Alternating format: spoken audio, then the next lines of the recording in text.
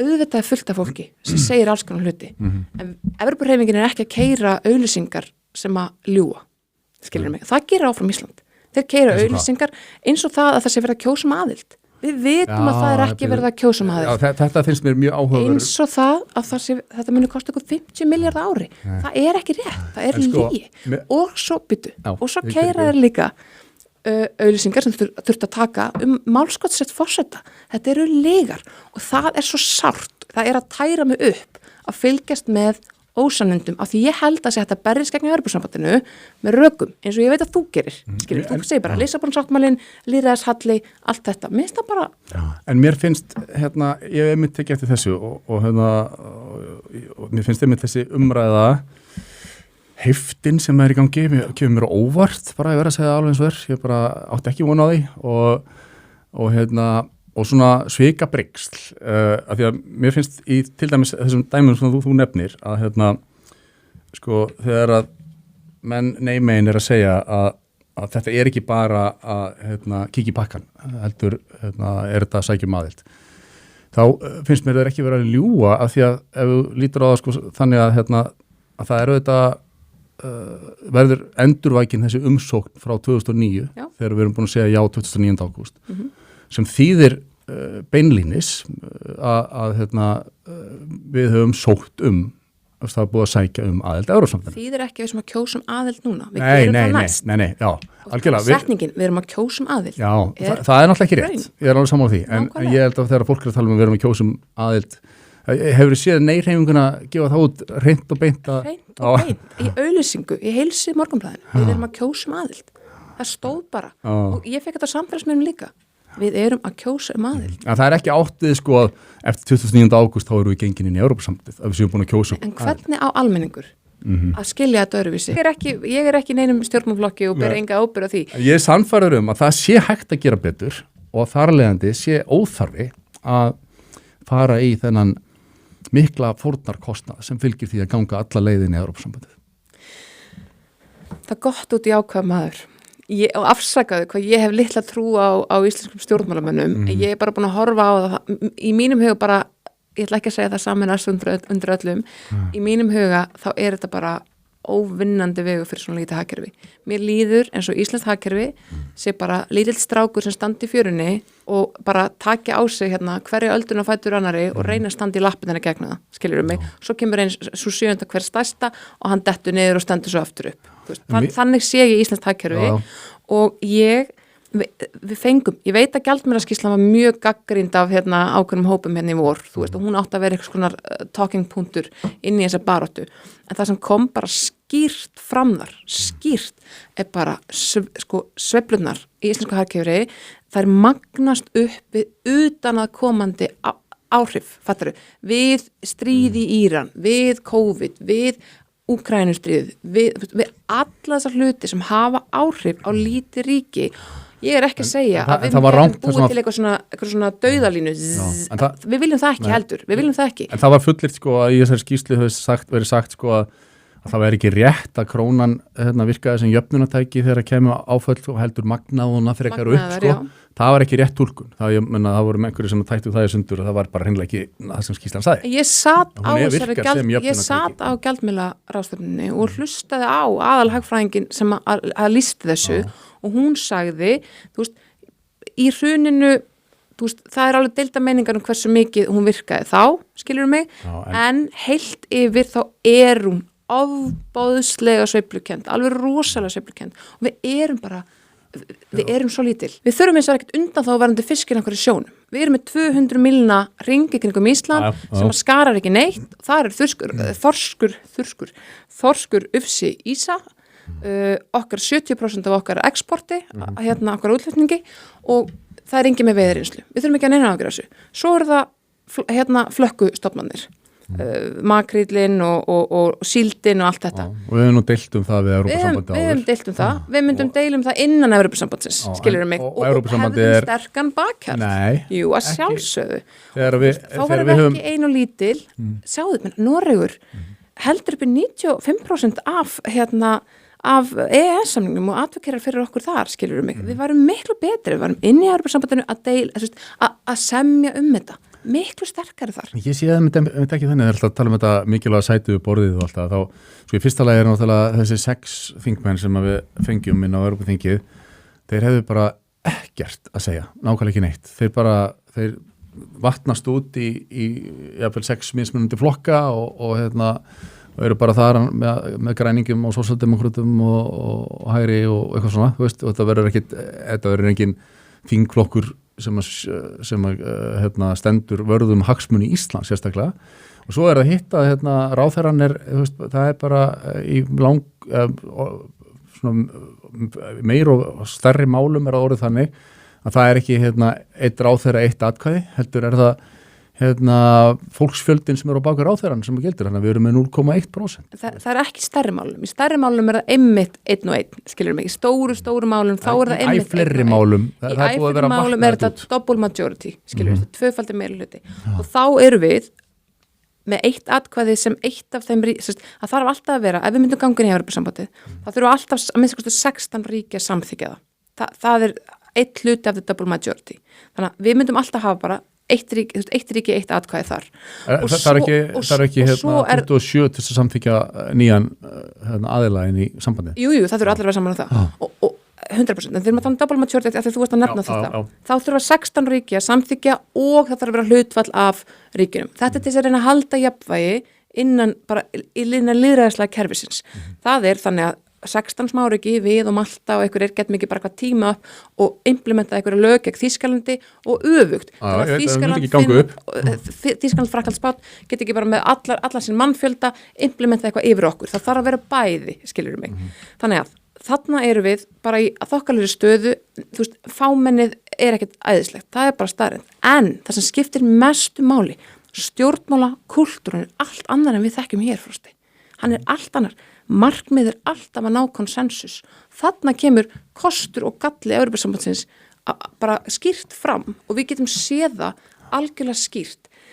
Þetta þýðir að hluti taka þess lengri tíma. Það þarf að ræða það betur af því að markmið er alltaf að ná konsensus. Ná því að allir séu sammála, ná því að öllum líði þokkalega vel með, þú veist, hér á Íslandi er það þannig, situr í sveitastjórn Akrarhrepps, skilurðu mig, ef þú ert í minnihluta þá bara kemur ekki málunni í gegn. Ég ætla nú ekki að trúa því, Snærós, að lýðræði sé svo miklu betra í Evrópusambandinu að það séu allir þingmenn svo sáttur og glaðir að bara, það er alveg sama, einhver er að deila og við erum ósammála, þá bara tölum við saman þangað til við verum sammála, því að hér eru öll dýrin í skóginum vinir, þetta er fairytale.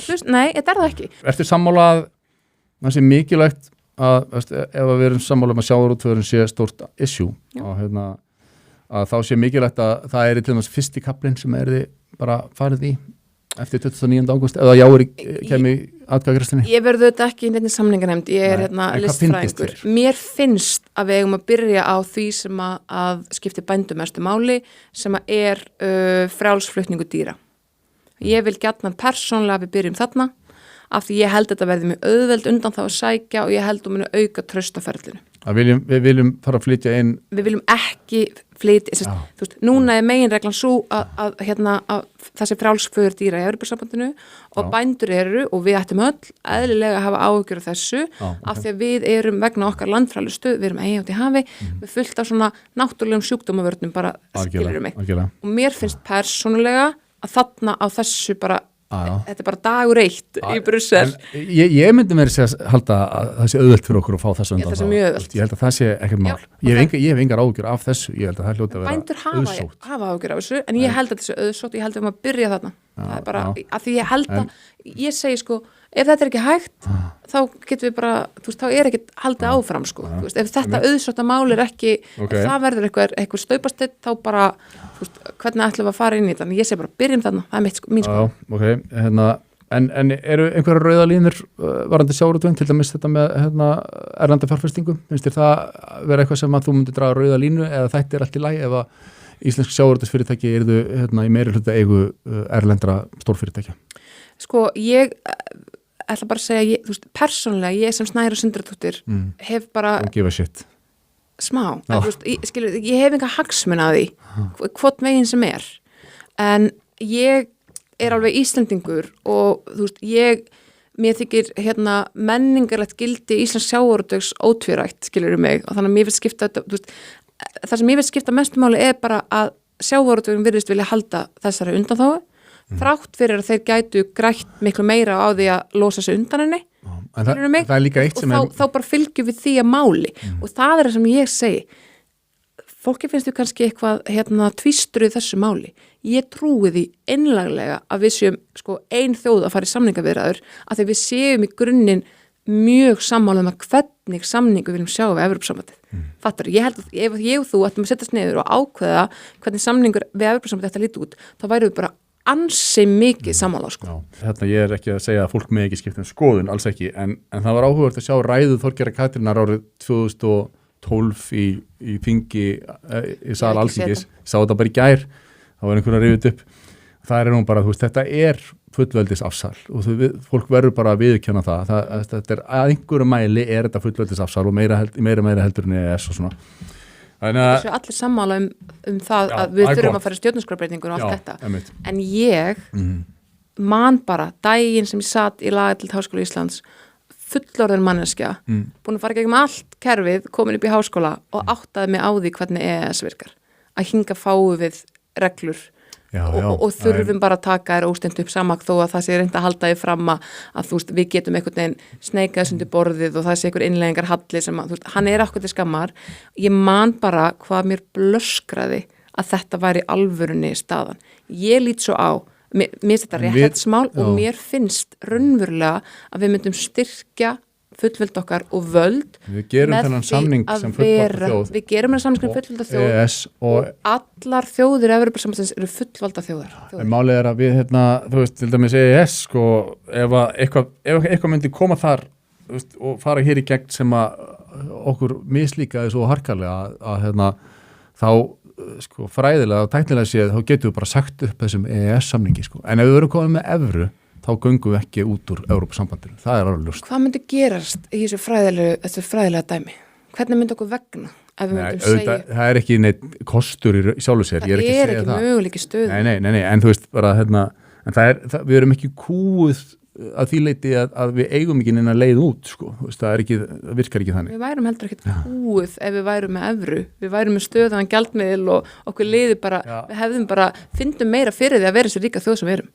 Við fyndum meira fyrir því, ég og þú, að maður fyndum fyrir því. En þú veist að sem svona manneskja sem hallast til vinstri, að kapitalismin er ekki fullkomin og það er eins örugt bara og skatturinn og dauðinn að það koma áföll í kapitalismin, það koma kreppur, það koma dýfur og það er einmitt í þannig aðstæðum sem að, og sem að sagt er að það er ástæðan fyrir því að stærsti meirihluti þjóðuríkja á plánundinu jörð er með sín eigin sjálfstæða gjaldmiðil. Það er til þess að geta brugðist við mismunandi áfallum. Sérstaklega þegar þú ert með hagkerfi sem er ólíkt, með svona frekar einstakt hagkerfi, eins og við erum bara með okkar auðlindadrifna hagkerfi sem að við þurfum að geta brugðist við þegar að sveiflur verða þannig. Hverju erum við að tala um að fella gengið? Hvað er það? Það er launalækkun þvert á línuna. Í staðinn fyrir atvinnuleysi. Og er það eitthvað sem ég og þú sem erum bara vön að vera, ég meina, við skulum bara vera alveg heiðarlega með það. Við þurfum, lítið land þarf x mikið vinnuafla til að virka. Þannig að atvinnuleysi, við höfum haft sögulega lítið atvinnuleysi á Íslandi, það er að hækka núna, það er aðalega að hækka fyrir útlendinga, skilurðu mig, sem að hafa komið inga til að vinna inn af EES svæðinu, skilurðu mig, og mér finnst bara súrt í broti að þetta sé möguleikin. Atvinnuleysi versus launalækkun þvert á línuna. Mér finnst þetta ekki vera option og mér finnst þetta persónlega bara, finnst mér þetta mjög skýrt val. Strántið tekið náttúrulega þá lækkar ekki launatjekkin okkar, heldur það hækkar verðið út í búð. En í hinum aðstæðanum þá er það annarkvort atvinnuleysi eða þá við semjum bara það að launin okkar lækki. Þetta er og þau áföll munu koma það er alveg 100%. Já, og þá bara stöndum við miklu sterkari samt af því það verður meira stabilitet. Við sáum það bara, þessi lönd sem að áttu erfitt, þú veist, bæði COVID og í við innrás Rússa í Úkraínu, þau stóðu hraðar uppi við, varðandi verðbólguna. Þau gerðu það, Evrópa jafnaði sér hraðar en við. Hún gerði það. Ísland er eitt besta land í heimi til að búa í samkvæmt nær öllum breiðum mælikvörum öryggi, heilsu, jafnrétti og lífsánægju. Ísland er þó ekki alltaf í toppsæti þegar eingöngu hort á kaupmátt heimila, menntunar árangur, húsnæðiskostnað eða verðlag. En hérna við förum yfir helstu mælikvarðana. Human Development Index 2025, fyrsta sæti af 193 sem var það heilsu, menntun og þjóðatekjur. Já, við erum með háartekjur, við erum mikið mentuð og við höfum það, við lifum lengi. World Happiness Report, annað sæti af 147, þetta mat fólks á eigin lífi. Akkurat. Finnar eru þeir einu sem eru undan okkur. Og bæði Finnar á Ísland, bara fyndið, bæði Finnar á Ísland toppa all tjartvarandi þunglyndislyf. Já, ég veit það. Global Gender Gap 2025, fyrsta sæti af 148. Staða kynjana hvergi jafnari. Global Peace Index 2026, þetta er ekkert nýtt, fyrsta sæti, friður, öryggi, átök, hervæðing, þetta ekki myndi ekki. Democracy Index 2025, fjórða sæti af 167, kostningar, stjórnarhættir, þáttaka og borgarréttindi. Vergra landsframleiðsla á mann, PPP, 31% yfir OECD meðaltali. Framleiðsla og tekjur leiðréttar fyrir verðlagi. Kaupmáttar leiðrétt landsframleiðsla, 28% yfir meðaltali ESB. Það er að segja efnahagsleg framleiðsla á mann. Lífslíkur 82,6 ár 2 árum yfir OECD meðaltali, atvinnuþáttaka með því hæsta í OECD, hlutfall fólks á vinnumarkaði, tekjujöfnuður með mesta móti innan OECD, dreifingar ástöðunatekna. Hlutfallsleg fátækt með því lægsta í OECD, tekjur undir hlutfallslegum fátæktumörkum. Þetta er einhvern veginn allt bara eins og best verður á kosið. Það er gott af reisningur. Það er bara engum blöðum það að fletta gott af reisningur. En byrju, það verður áfram. Það verður áfram. En trúir því að með því að ganga í Evrópusambandið og taka upp evru, að þá munum við einhvern veginn hækka á í þessum skorum, að vera við erum, þetta er eins og að biðja þú veist, 2 mennum að grenna sig sem einn er 200 kíló og hinn er 90 kíló og segja því báðir að grenna ykkur um 30 kíló, að það, þú veist, það er svolítið erfitt, þú ert að skora svona rosalega hátt, ætla að fara eitthvað mikið hærra. Skilur hvað ég meina?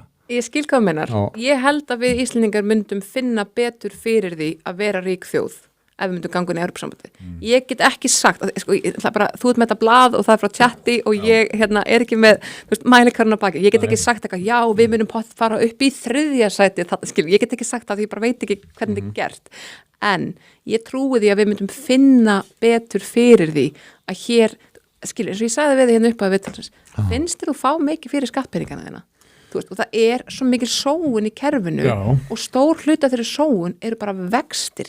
Þú pottið búin að sjá þetta sem kom inn í síðustu viku að Ísland er með, ég held að 60% verkar landsframleiðsla eða svo, þetta er leiðinda talanleikum með, en skiptir ekki máli. Við skuldum minna en Grikkland og Ítalía, en við borgum hærra verð í vexti. Og hvaðan koma þeir peningar? Jú, að sjálfsögðu frá íslenskum skattpeningum. Skilur mig. Hvar kemur peningurinn inn í gjaldeyrisvaraforðan? Íslenskum skattpeningum. Það er svo mikil sóun í kerfinu. Ölfusarbrúin, 2 miljardar af þeirri framkant eru bara í vexti. Ef við værum að fá evruvexti á það, það var 200 milljónir. Skilur mig, það er svo ótrúlega sóun í kerfinu sem ég og þú myndum finna betur fyrir.